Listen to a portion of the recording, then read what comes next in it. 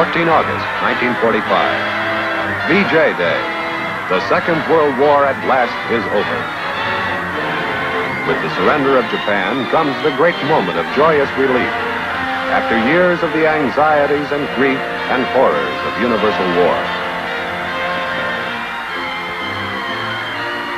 In all of the Allied lands, this was a time of rejoicing after great victories.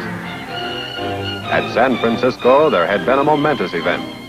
The people who lined the streets outside the Veterans Memorial Building were symbols of all the anxious people everywhere, who after two great world wars were waiting for their leaders to find the way to a lasting peace. And it seemed that the way had really been found when here in San Francisco, the victorious countries met to sign the Charter of the United Nations. Nationalist China was a member from the beginning. The signature of France symbolized Europe's longing to escape further ravaging by war. The presence of the Soviet Union's delegate justified the hope, a hope which later proved false, that from now on, every nation would live peaceably within its own borders and respect the rights and sovereignty of other nations.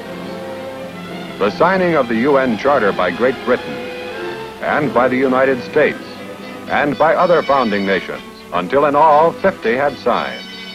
This offered to mankind genuine hope for freedom from the scourge of war. It really seemed that a new era of peace and goodwill among men of all nations was about to begin.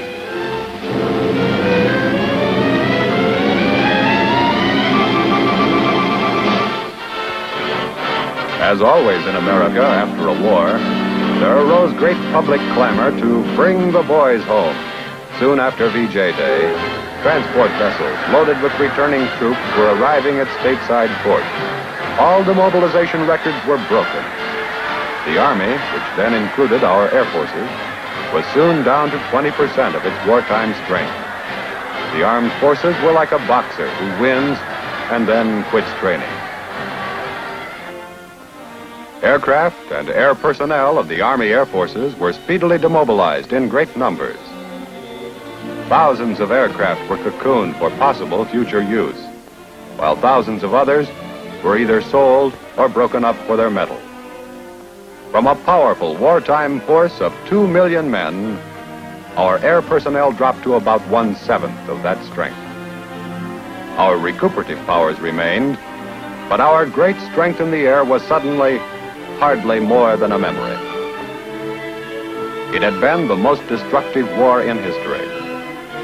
In large segments of the world, cities were in ruins. Business and industry were at a standstill. Countless people were homeless. Before long, the people of the stricken lands were at work on the long, long job of cleaning up the wreckage and rebuilding. As always, the farmers had a lot to do with getting the world back on the track. Our victories in the war had been complete. Still, some of our leaders knew we had better look to the future. One of them was General Hap Arnold, commanding general of the Army Air Forces. We must be sure that none of these victories is wasted and thrown away in the years to come. There will no longer be any spot on earth, and certainly not in America, that is safe from attack by air. For our protection, we must have an Air Force second to none.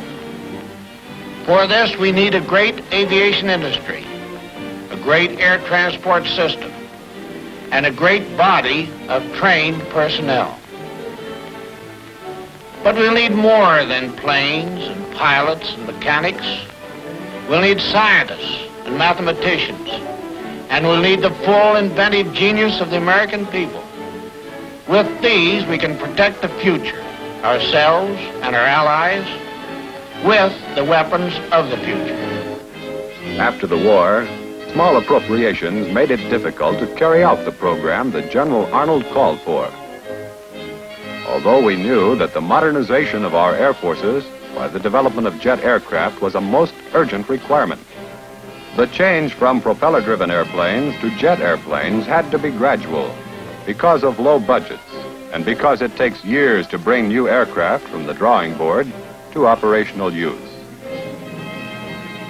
The P-80, one of the early jet fighters, made a spectacular claim to public notice when it flew from Long Beach, California to New York City in 4 hours and 13 minutes.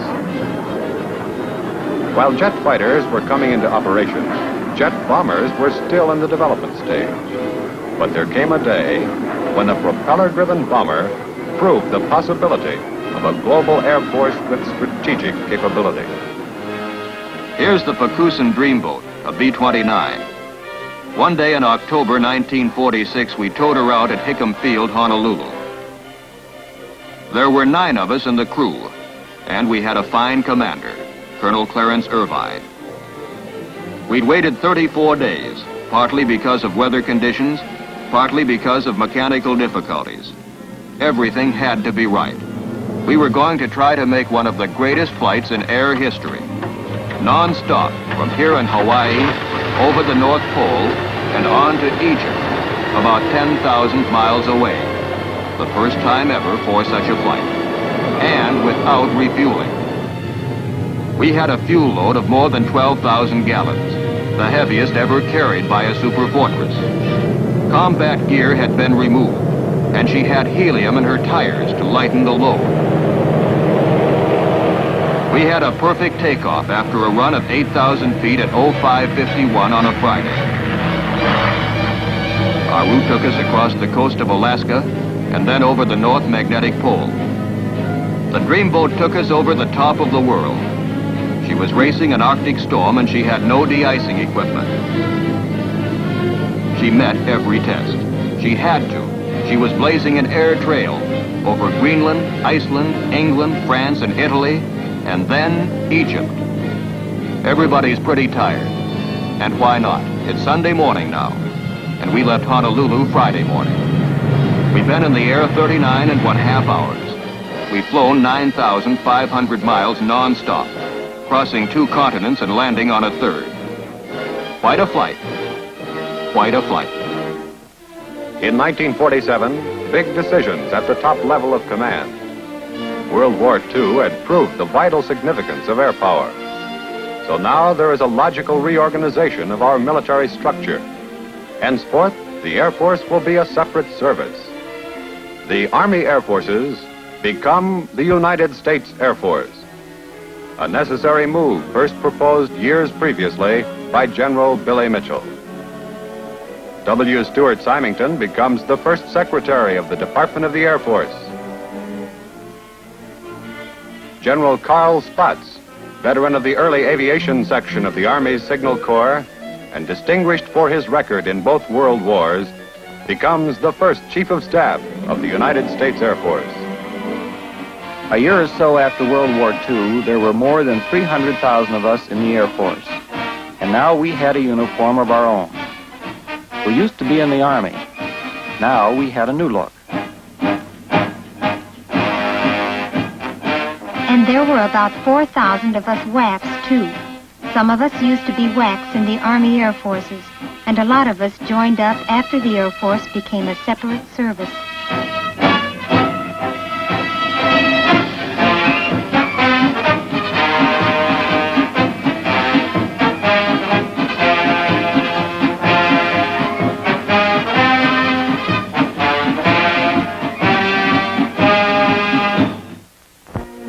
In October 1947, at Muroc Desert Test Center in California, history is made by this aircraft, the XS-1, and its pilot, Captain Charles E. Yeager. This airplane and this pilot are about to be the first ever to fly faster than the speed of sound in level flight. A B-29 will take the XS-1 aloft and launch her at an altitude of about 35,000 feet. The XS-1 is not a military aircraft, but a flying research laboratory designed to test the effects of supersonic flight upon airplanes. It is powered by 4 rocket engines. Its weight empty is less than 5,000 pounds, but it carries 8,000 pounds of fuel. B-29s have done a lot of memorable things, but none of them ever before had a mission quite like this one. And no airplane ever did what the XS-1 is about to do.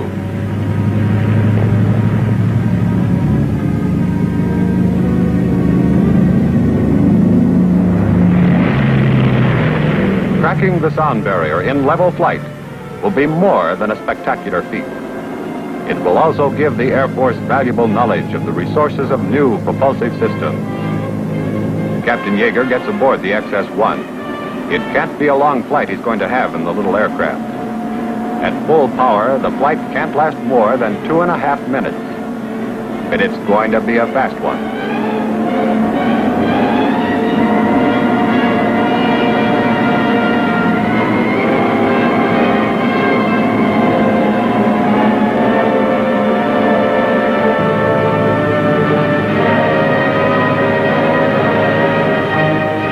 Ready. The radar crews are ready, too, to do the timing. The only possible method for timing aircraft at extremely high altitudes.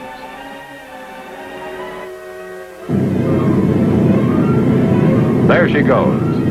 A big moment in a history-making flight.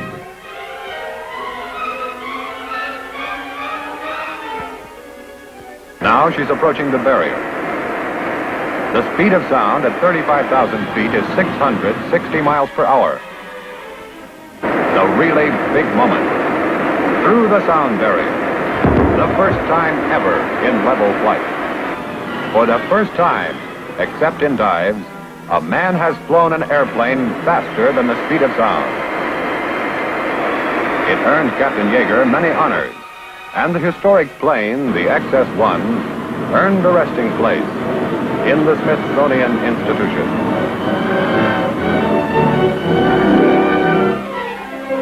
Captain Yeager's feat was only one sign that the jet age and the Air Force had caught up with each other.